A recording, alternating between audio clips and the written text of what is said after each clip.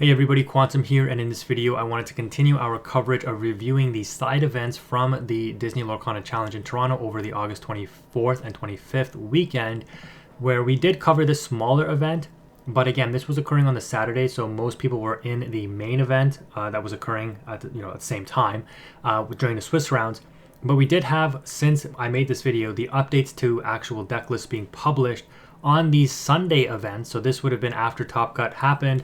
Therefore, a lot of players would have been eliminated. Now they're able to participate in these other events on the Sunday. So as you can see here, the player pool was much larger. So let's go ahead and jump into these and see what decks were winning now that we have them published to inkdecks.com. So winning the 170 player event was a Sapphire Amethyst list. Very interesting. Let's go ahead and take a look at this deck list here. We've got the Chernobog followers and the Cogsworth in the 1-drop slot, the Madamim and the Tipo in the 2-drop slot. Okay, Friends, Mimfox, Merlin Crab, and Mickey Mouse, as well as Library in the 3-drop. On the 4s, we've only got 2 goats, very interesting, 4 rabbits and 2 elephants. And then, of course, 2 castles, so a total of 6 locations there. Interesting to see Belle Accomplished Mystic making its way into this deck list as well. 4 of the new Elsa, the 5th Spirit. And then we got some of our top end here in Let It Go's Cusco, so no Hideaway. 2 Yzmas, 2 Hades, 3 Elsa Spirit of Winter. Good to see this card being played again, as we did kind of anticipate that this card would make its way back into Sapphire Amethyst lists. And surprisingly, 2 Mufasas. So how many uninkables in total? We've got 2, 4, 7, 11, 15 uninkables. Okay, so a decent curve, or a decent spread between uninkables and inkables. But you do have quite a few very expensive uninkables. Now that being said, we do have a way to ink from our hand in the Tipo. This card just provides you a lot of versatility, I think, kind of being like a one-off Fishbone, but being a character, being a card that cannot be ripped like One Jump Ahead can be, or even Fishbone Quill, right, coming down on 3 can be ripped with a bare necessity. So interesting to see Tipo having much more utility beyond Ruby Sapphire, which I think is where it definitely got its most use, eliminating the potential need for one jump. But obviously in a deck like this, you can already tell you're drawing a ton of cards. Library, Queen's Castle, Merlin Rabbits, Friends on the other side, Chernobog followers, Yzmaing your own cards to draw, and then things like Mufasa potentially generating you card advantage as well. So very interesting list. Obviously, a couple of ramp options in Tipo and the Mickey Mouse, and then you just aim to flood the board and just consistently refill your hand. Similar concept in terms of it doesn't really have too many hard removal options. Similar to what the Atlanta deck, the deck that won Atlanta in Amethyst Amber, right? If you remember that deck list. No really strong removal options. No Zeus for steel. No Be Prepared on Ruby, but just a way to consistently generate card advantage and put bodies on the board to out threats and maintain card advantage. So this list gives me kind of the same vibes in terms of a concept as that. But yeah, they won, so congrats to them. List looks pretty solid to me. Next up, we've got the former DLC champion, or a DLC champion, I guess you could just say, in Ed, piloting Green Steel. And this list looks fairly interesting. We've got 4 of the Small Mother Gothel, only 4 1-drops in general with the Robin Hoods here. But we got Morph making its way into a list. Like I kept telling you guys months and months ago, or weeks and weeks ago, Morph is going to be good, man, because as you get more and more really applicable shift targets, this card just becomes way more valuable, right? Like you shift Mother Gothel, you shift Clarabelle, Beast, Robin Hood. Look at all the shift targets in this deck. Shifting out of Clarabelle early, right? If you don't have this Clarabelle, you got the Morph. Very, very valuable in order to refill your hand. Speaking of which, this deck, Ursula Deceiver, yes, it rips a card from your opponent's hand, and Clarabelle will draw you a card if your opponent has more cards in hand than you. But I guess the theme of this deck is you just do your best to pressure the opponent's board. You trigger Gothel's ability to bounce your opponent's characters, both the Gothels. You bounce with Cloud Kicker, a very good anti-aggro option. And I talked about Emerald Amethyst being a potentially anti-aggro option. I should probably do a deck list on it at some point, because you have cards like Cloud Kicker and Jock, both which will slow down the opposing aggro deck, right? Either by bouncing their cards or forcing them into Reckless. And it's a way that you can beat other aggro decks while still being aggro yourself. So this is obviously not aggro. It is kind of tempo. It looks to me like it's tempo control oriented because you are playing the standard Steel Song removal package in 4 Storm, 4 Strength, 4 Zeus.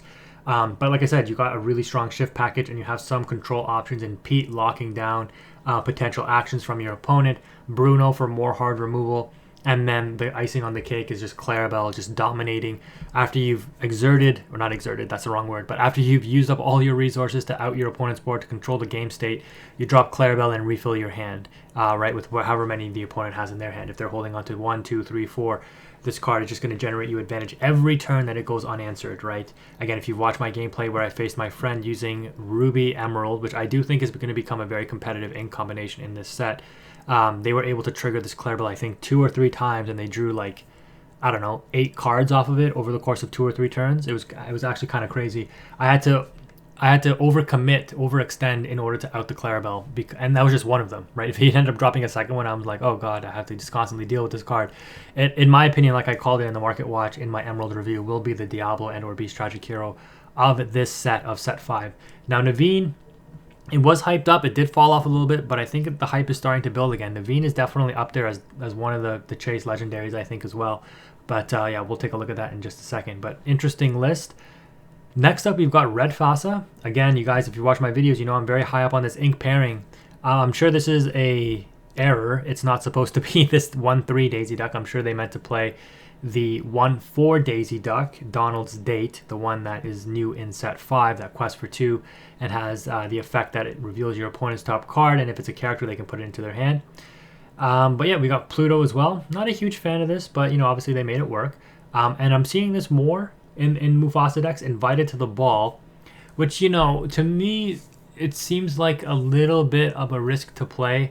It is +1 on card advantage, right? You know, you lose 2 ink in order to get 2 characters, I guess, hopefully, right? Because the odds you reveal a non-character is pretty slim. I guess you could reveal a Teeth, a Brawl, or another Invited to the Ball.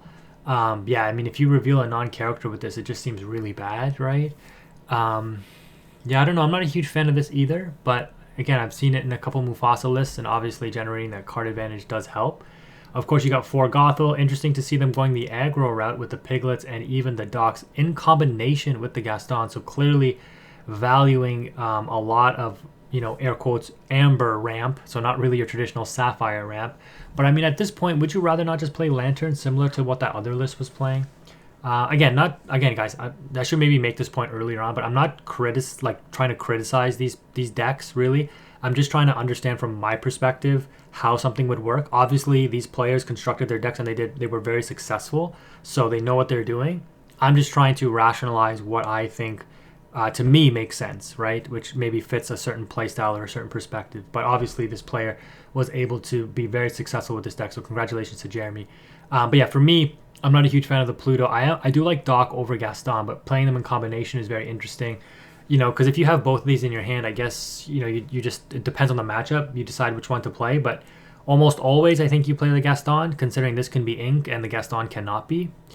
Only 2 small Sisu, Emboldened Warrior, and 4 Goofy Super Goof. Again, another card that I've been really high up on. I really, really think this card is underrated.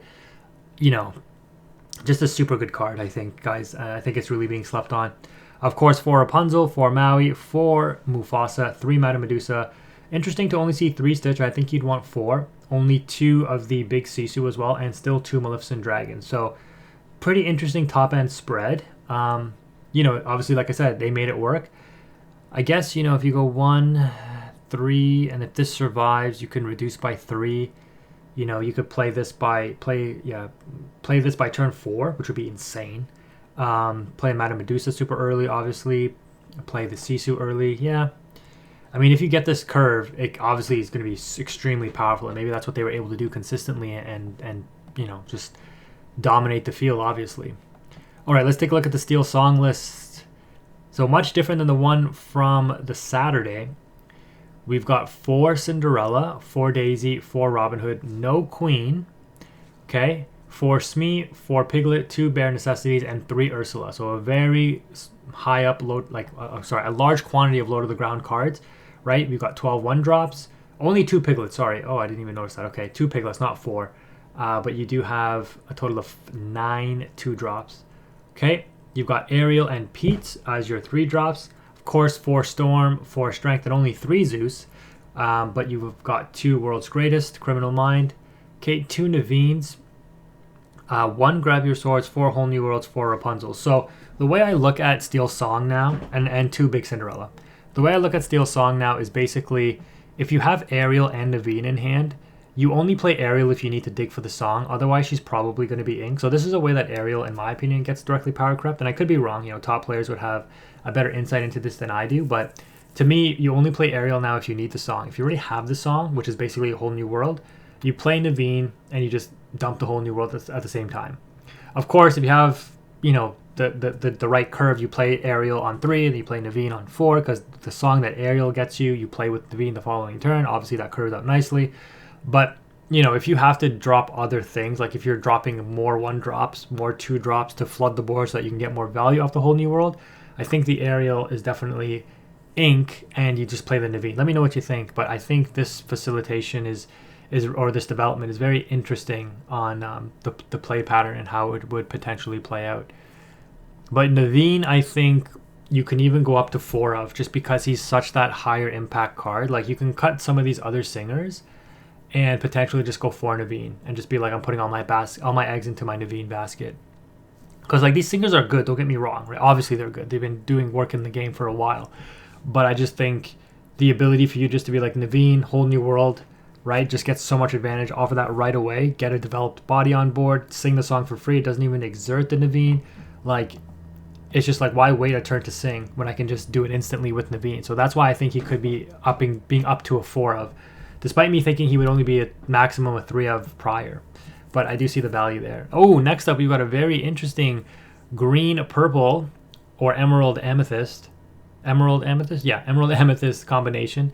Green bounce, 3 Chernobog followers, 4 Clarabelle. I like the 1-drop Clarabelle a lot. So good to see it included in this list. But again, I understand why she's not included at times, because she is very conditional. But when she does, her ability does matter. It really does probably impact the game quite heavily. We've also got 3 Pegasus, so 10 1-drops. 4 Sir Hiss. Okay, very interesting. 4 Snake and 4 Ursula Deceiver. So 12 2-drops and 10 1-drops. 1 Emerald Chromacon. Okay, that's a 1, very interesting. 2 of the new Anna. Okay. This comes into play.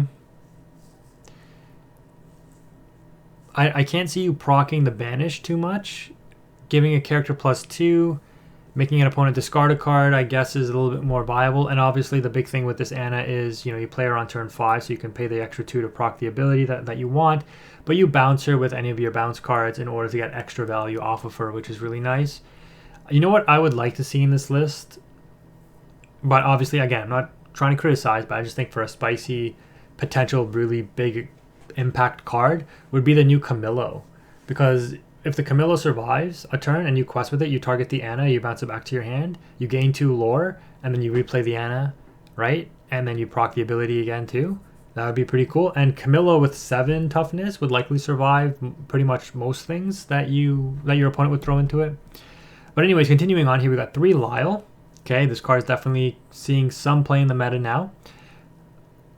Okay, 4 Fox, pretty standard. 3 Crab once again, 4 Goat, 4 Rabbit, 3 Castle, 2 You're Welcome, 2 The Fifth Spirit, only 3 Clarabelle, and 3 Ursula, Sea Witch Queen. Okay, so very interesting.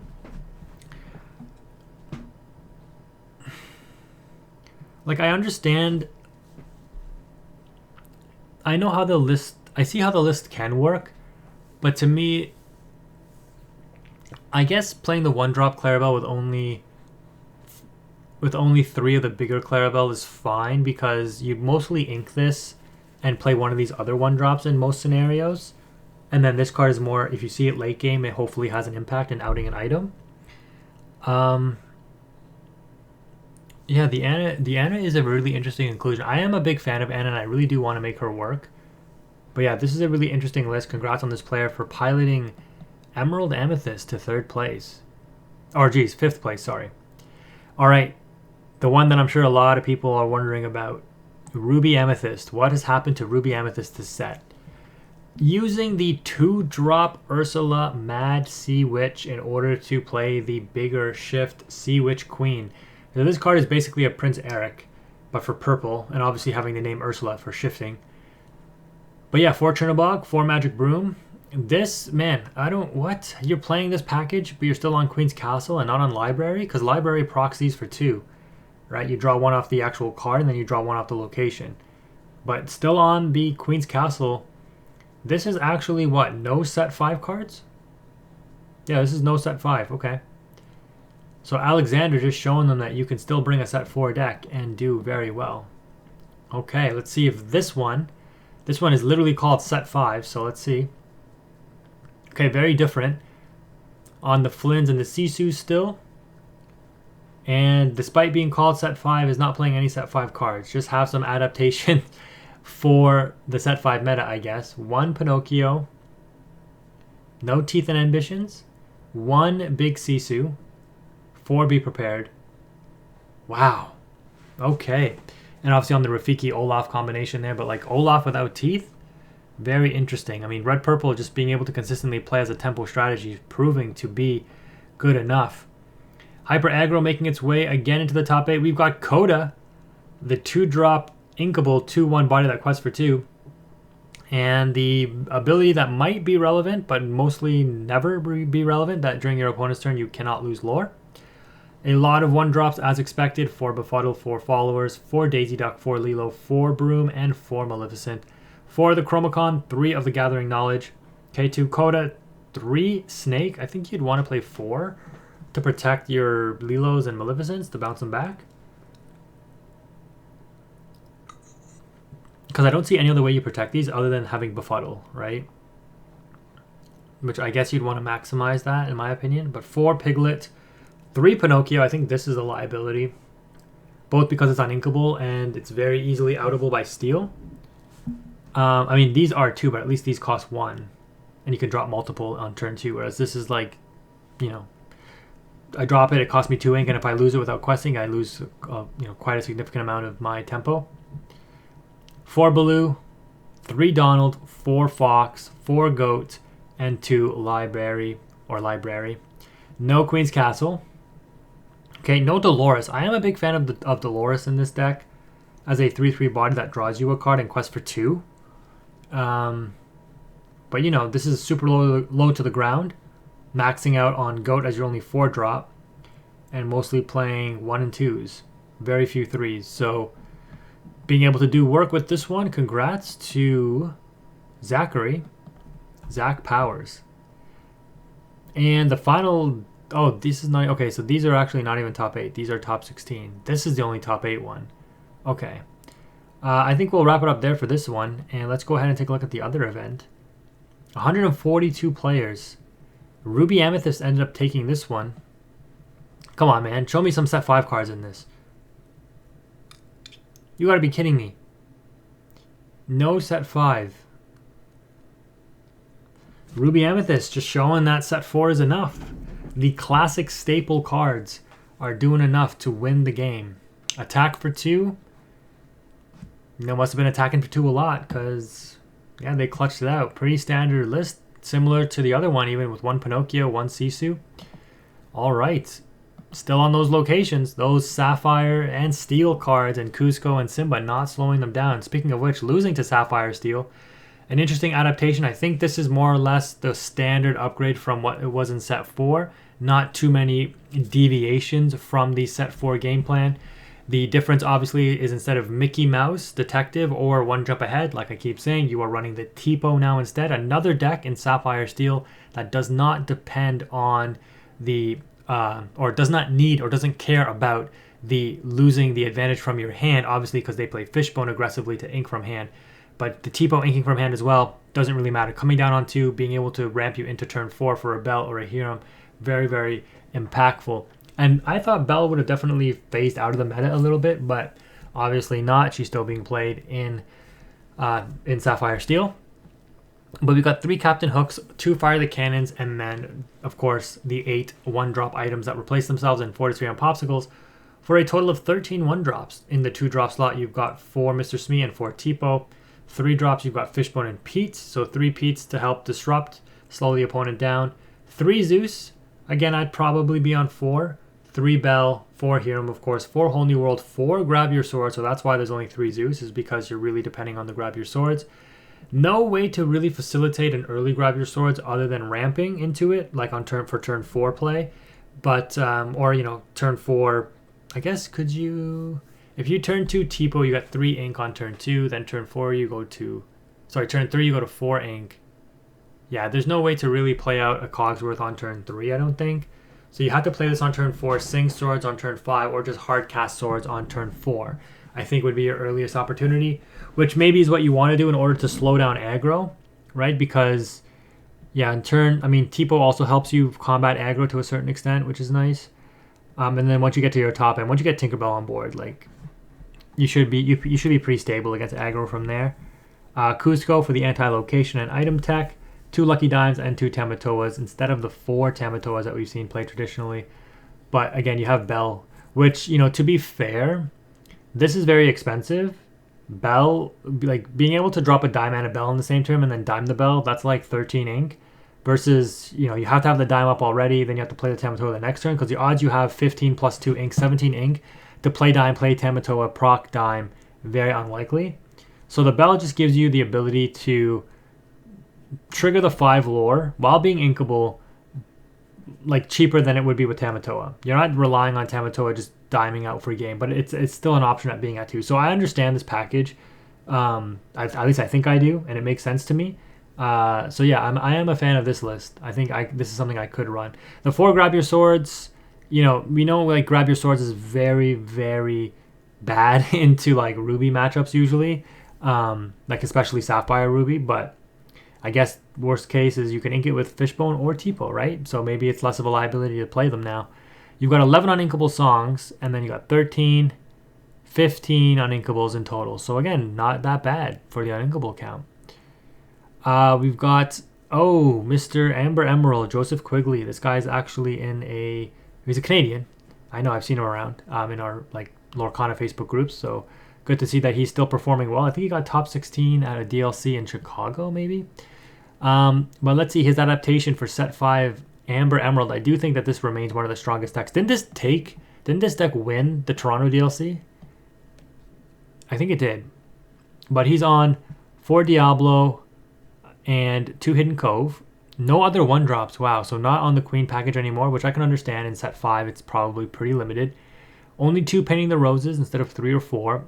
3 Sir Hiss continues to be pretty important for this deck, not only because it outs opposing Diablos, which probably are decreased in popularity now moving into set 5, just it's really vulnerable, but also because Sir Hiss can sing the Sudden Chills, the Bare Necessities as well, and is just a good aggro quester, and decent to trade out into other things as well.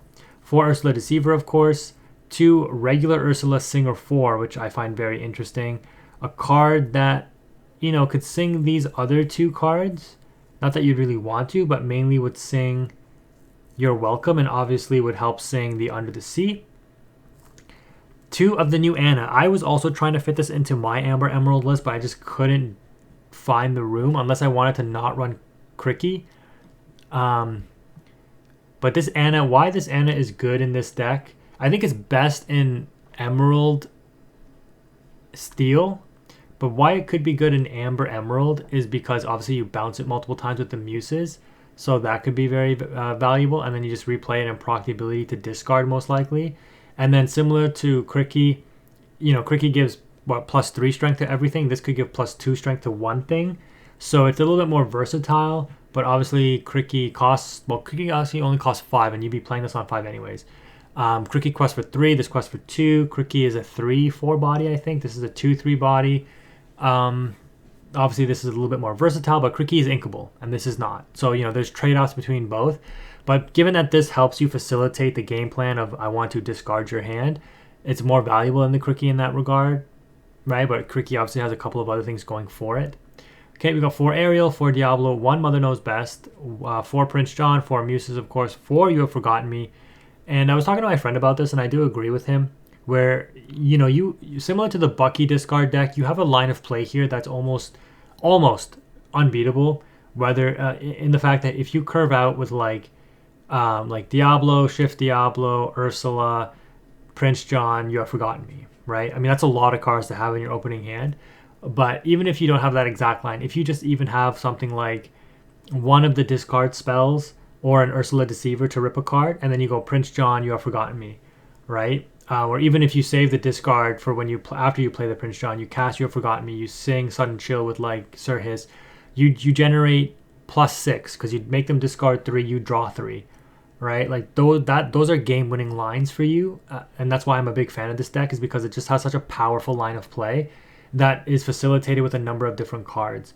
I'm surprised to see no Lucifer in here, and this is what I was talking to my friend about. So I opted for 2 Lucifer and 2 Crikey, I think, instead of the Anna, because Lucifer can also be bounced back with the Muses. And what's interesting about Lucifer is, unlike Anna, Lucifer can sing the You're Welcome. So you could do something like sing You're Welcome with Lucifer, and then force your opponent to draw 2 cards, right, while outing one of their threats, bounce the Lucifer back with the Muses, and then replay the Lucifer to make them discard the 2 cards they just drew. And if you have a Prince John up, you also draw 2. Like, that's crazy, right? You out 3 cards from them potentially, 1 from the You're Welcome, the Lucifer discards 2, and then you net +2 off the Prince John, drawing you 2 cards potentially as well. And then you ready up your Lucifer again off the Muses because you replay it, right? So there's some really strong lines of play, I think, with the Lucifer, but obviously, Joseph is a very, very good player and knows what he's doing, so I would never question him on his choices here. 4 Kita, 4 Bruno, and 3 Under the Sea. So again, I like everything in here. I keep saying it though, everybody's always on 3 Under the Sea. I must be missing the memo on it, but I would want to play 4. Almost to the point, if I was going to play 3 Under the Sea, I think I'd want to play something like a Lady Tremaine or a Do It Again, the cards from Chapter 1 that allow you to recur an action from the discard, just because I always want to have copies of this in my hand in case I need to out a board, right? But like the Kita Under the Sea line, super, super strong. Probably the best combo in the game, in my opinion. Yeah, that's just my opinion, though. Spent too much time on this deck, but I am a big fan of it. So congrats to Joseph on the top 4, top 16 here. Okay. Oh, we don't have the full deck list. We just got some more. Okay. Oh, that's a little unfortunate. Oh, and I thought Ruby Amethyst took this, and they didn't. So, yeah, for those of you that made the comment already, okay, I caught it. They didn't win. They came second. Okay. I wonder what won then. Interesting. We got Steel Song here. Only 3 Daisy, 2 Cinderella. Okay, wow. On the Queen and Robin Hoods. Okay, a smaller 2-drop package. But we are on Ariels, Naveen's. Okay, so again, Steel Song looking pretty standard. I am a fan of the Ariel. I think she does have a place in the meta now. And we're also on the Alan Adale, which is basically flute on a body. Whenever you sing a song, you just gain a lore, so you don't have to exert it. And it also quests for 2. It's inkable, unlike flutes. Interesting to see if this card will replace flutes. Obviously being a character, susceptible to things like Zeus, brawls, whatnot.